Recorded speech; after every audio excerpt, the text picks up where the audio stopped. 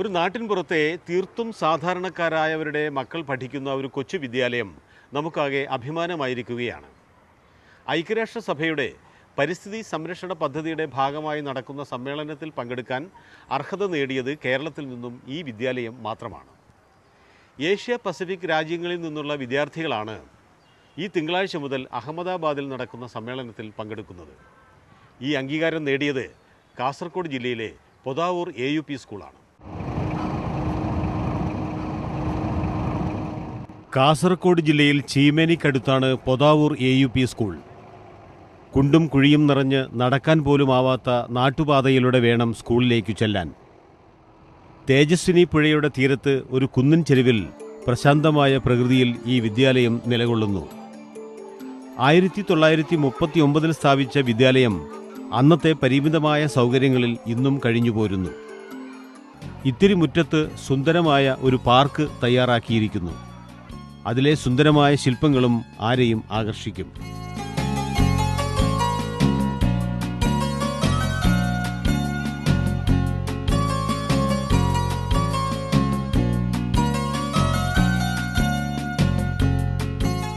ആവശ്യത്തിന് കുട്ടികൾ ഇല്ലാത്തതിനാൽ 4 വർഷം മുമ്പ് ഈ വിദ്യാലയം അടച്ചുപൂട്ടാൻ സർക്കാർ ഉത്തരവിട്ടതാണ്.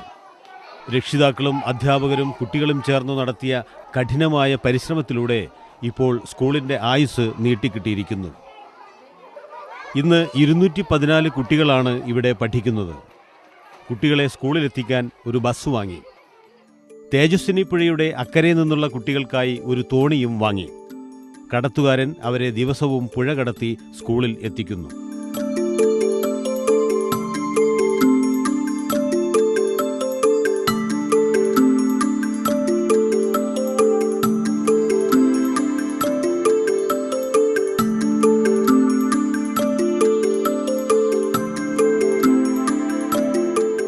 സ്കൂളിന് ബസ്സും തോണിയും വാങ്ങാനുള്ള തുക അധ്യാപകർ തന്നെ സമാഹരിക്കുകയായിരുന്നു. അവർ തങ്ങളുടെ ശമ്പളത്തിൽ നിന്നും അതിനായി പണം നൽകി. ഓരോ അധ്യാപകർ ഏകദേശം ഒരു മാസം ഒരു നല്ല തുക എടുക്കുന്നുണ്ട്. പിന്നെ ഓരോ ശമ്പളത്തിന് കട്ടിയതെടുത്തു എന്നെ ശ്രമിക്കുകയാണ് മനസ്സുകൊണ്ട് അവർ. എന്നാൽ അവരെന്ത് ചെയ്യും, വളരെ സന്തോഷത്തോടെ പുറമെ കാണിച്ചവർ തരും.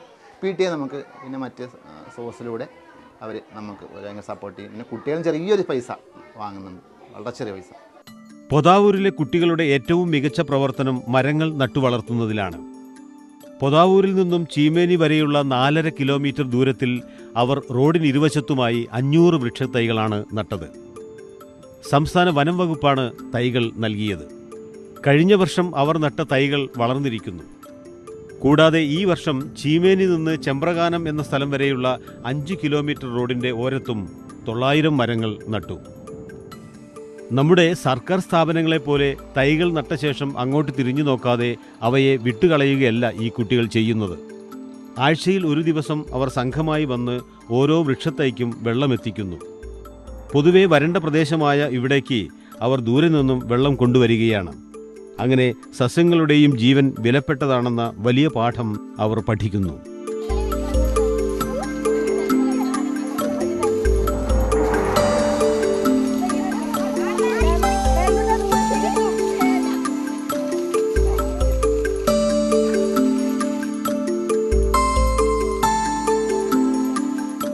ഈ പ്രവർത്തനങ്ങൾക്കുള്ള അംഗീകാരമാണ് അഹമ്മദാബാദിൽ നടക്കുന്ന ജൈവ വൈവിധ്യ സംരക്ഷണത്തിനായുള്ള സമ്മേളനത്തിലേക്കുള്ള ക്ഷണം.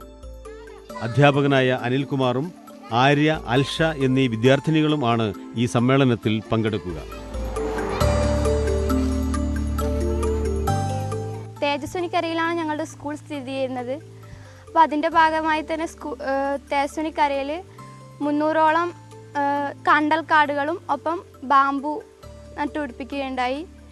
പിന്നെ സ്കൂളിൽ ഓണാഘോഷത്തോടനുബന്ധിച്ച് നാടൻ വിഭവങ്ങൾ, അതിൻ്റെ മെഡിസിനൽ ബെനിഫിറ്റ്സൊക്കെ പരിശോധിക്കാൻ വേണ്ടിയിട്ടൊരു പരിപാടി നടത്തി. പിന്നെ എനർജി കൺസർവേഷൻ, സോളാർ എനർജി, അങ്ങനെ എനർജീൻ്റെ ഒരു ക്രൈസിസിന് എതിരായിട്ടൊരു പരിപാടി നടത്തുകയുണ്ടായി. അഹമ്മദാബാദ് സമ്മേളനത്തിൽ ഇവർ തങ്ങളുടെ സ്കൂളിൻ്റെ പ്രവർത്തനങ്ങൾ അവതരിപ്പിക്കും. അതിനായി തയ്യാറാക്കിയ ചിത്രങ്ങൾ സ്കൂൾ വരാന്തയിൽ പ്രദർശിപ്പിച്ചിട്ടുണ്ട്.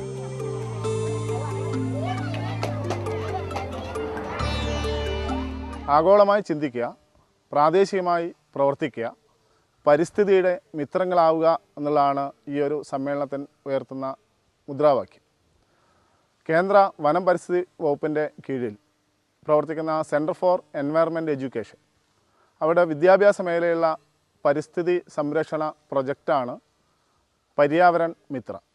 ഈ പര്യാവരൺ മിത്രയിൽ അഫിലിയേറ്റ് ചെയ്ത ഇന്ത്യയിലെ വിദ്യാലയങ്ങളിൽ നിന്നാണ് ഈ സമ്മേളനത്തിൽ പങ്കെടുക്കുന്ന വിദ്യാലയങ്ങളെ തിരഞ്ഞെടുത്തിട്ടുള്ളത്. ഒരു ചെറിയ വിദ്യാലയം സമൂഹത്തിനു വേണ്ടി വലിയ സന്ദേശങ്ങൾ നൽകുകയാണ്. ഈ മരങ്ങൾ വളർന്നു വരുമ്പോൾ അക്കാര്യം വരും തലമുറ അറിയുക തന്നെ ചെയ്യും. പിന്നെ ഈ കുട്ടികളും വളരുകയാണ്.